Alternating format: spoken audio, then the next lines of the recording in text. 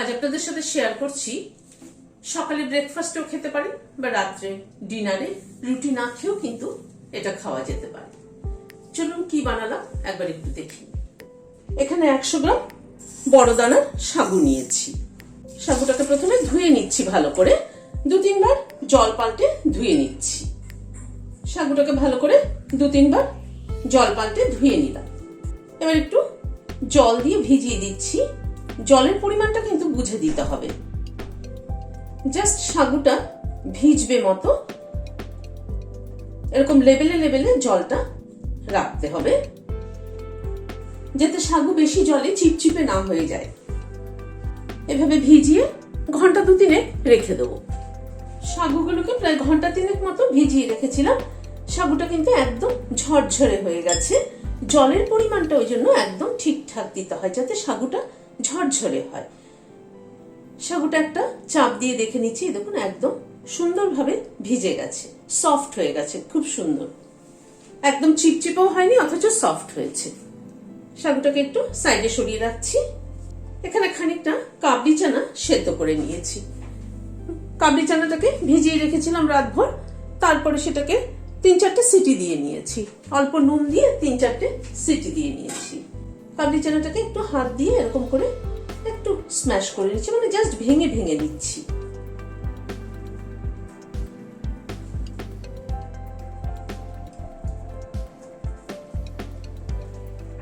সবগুলোকে না খানিকটা ক্রাশ করে নিচ্ছি, আধ ভাঙা করে নিলাম। এখানে খানিকটা সবজি কেটে নিয়েছি। সবজিটা নিজেদের পছন্দ অনুযায়ী দেবেন, কম বেশি বা যে সবজি অ্যাভেলেবেল থাকে সেটুকুই দেবেন। এখানে আমি অর্ধেকটা গাজর নিয়েছি এরকম ছোট ছোট ডুমো ডুমো করে, বিনস নিয়েছি এরকম ডুমো ডুমো করে, ক্যাপসিকামের 4 ভাগের 1 ভাগ নিয়েছি, একটা ক্যাপসিকামের একটা পেঁয়াজ নিয়েছি। পেঁয়াজের ক্যাপসিকামটা মাস্ট দিলে ভালো হয়, গাজর বিনসটা অপশনাল, দিতেও পারেন নাও দিতে পারেন। প্যানে হোয়াইট অয়েল দিচ্ছি। তেলটা গরম হওয়ার পর প্রথমে গাজরটাকে দিয়ে দিচ্ছি, কারণ গাজরটা সেদ্ধ হতে একটুখানি সময় নেয়, সেই জন্য প্রথমে গাজরটাকে দিলাম। গাজরটাকে দিয়ে একটু নাড়াচাড়া করে নিচ্ছি।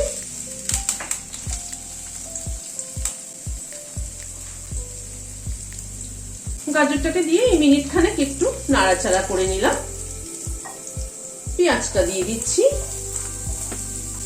বিনস ক্যাপসিকামটাও একই সাথে দিয়ে দিলাম। সবকিছুকে দিয়ে একটুখানি ভেজে নিচ্ছি।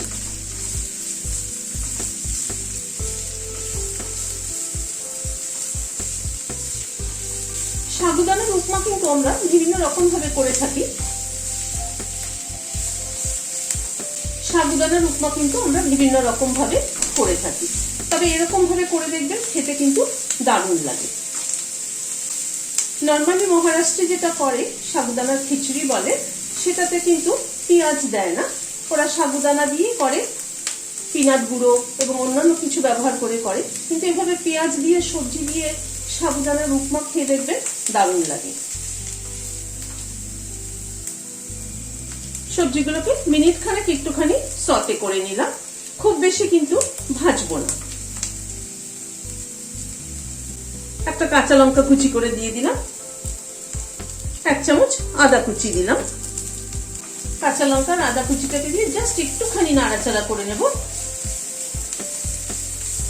সকালে ব্রেকফাস্টের টিফিনে বা রাত্রিবেলা রোজ রোজ রুটি খেতে তো ভালো লাগে না, রুটি না খেয়ে এরকম একটা কিন্তু সাগুদানার উপমা করে নিলে কিন্তু ভালো হয়, মন্দ হয় না কিন্তু খেতে।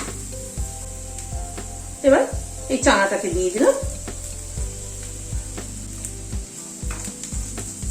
ছোলাটাকে দিয়ে একটুখানি নাড়াচাড়া করে নিচ্ছি।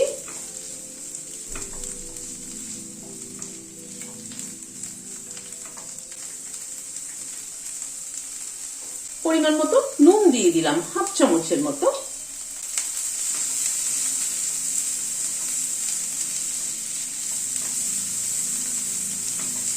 নুনটাকে দিয়ে একটু নাড়াচাড়া করে নিচ্ছি।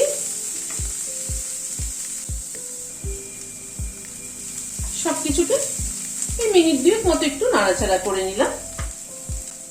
এবার সাগুদানাটা দিয়ে দিচ্ছি। রোস্টেড পিনাট গুঁড়ো করে নিয়েছি, সেটা দিয়ে দিলাম। সবকিছুকে দিয়ে আবার একটু নাড়াচাড়া করে নিচ্ছি।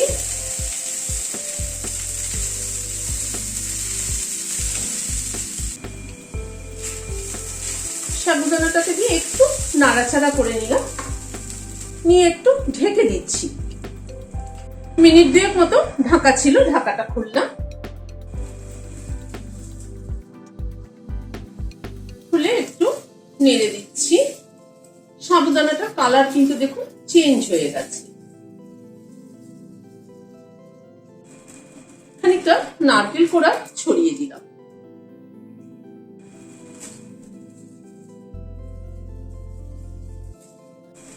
নারকেল কোড়াটাকে দিয়ে আবার একটু নাড়াচাড়া করে নিচ্ছি। নারকেল কোড়াটা কিন্তু আমি আগেও সবজির সাথে দিতে পারতাম, কিন্তু লাস্টে দিলে না খেতে বেশি ভালো লাগে। খানিকটা ধনেপাতা কুচি ছড়িয়ে দিই। আর একটা পাতিলেবুর অর্ধেকটা নিয়েছি, সেই রসটা দিয়ে দিচ্ছি।